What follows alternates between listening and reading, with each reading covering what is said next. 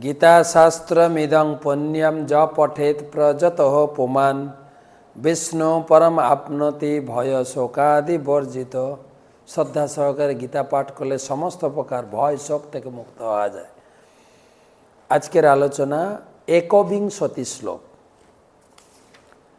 অর্জুন উবাচ সেনয়োর উভয়োর মধ্যে রথম স্থাপয়মেচ্যুত যাবদেতন্নিরীক্ষ্যম যুদ্ধকামানবস্থিতম।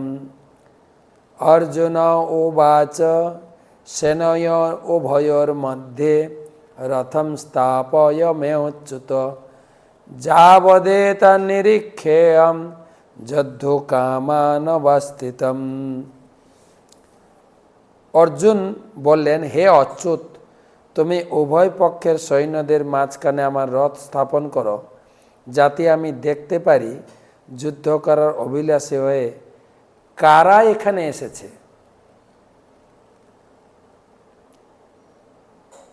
কারা এখানে এসেছে? তো এর আগে আমরা আলোচনা করেছি, দুই পক্ষের শঙ্খ বেজে গেছে, যুদ্ধ স্টার্ট হবে। অর্জুন তার ধনুকে যা সংযোজন করে ফেলেছেন, তীর ধনুক নিয়ে রেডি। হঠাৎ ভিতর থেকে অনুপ্রেরণা এলো, যুদ্ধ করার আগে আমি একবার দেখে নিতে চাই কার সঙ্গে আমাকে যুদ্ধ করতে হবে। কিন্তু প্রশ্ন হচ্ছে, অর্জুন কি জানতেন না কার সঙ্গে যুদ্ধ করতে হবে? জানতেন, অবশ্যই জানতেন। কিন্তু ভগবান অর্জুনের ভিতরে মোহ জাগরণ ঘটালেন যে অর্জুন আত্মীয় স্বজনদের দেখে বিমোহিত হয়ে যাবেন, তিনি শোকাগ্রস্ত হবেন, তিনি যুদ্ধ করতে নারাজ হবেন। দেহাত্ম বুদ্ধিতে তিনি আচ্ছন্ন হয়ে গেছেন।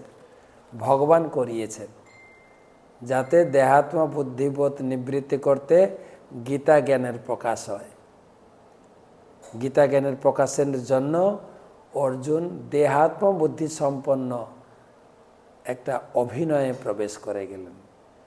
তবে এখানে অচ্যুত বলে কৃষ্ণকে, হে অচ্যুত, তুমি আমার রথটা নিয়ে যুদ্ধক্ষেত্রের মাঝখানে রাখো। অচ্যুত মানে তুমি ভগবান, কিন্তু তুমি আমার রথটা চালাও।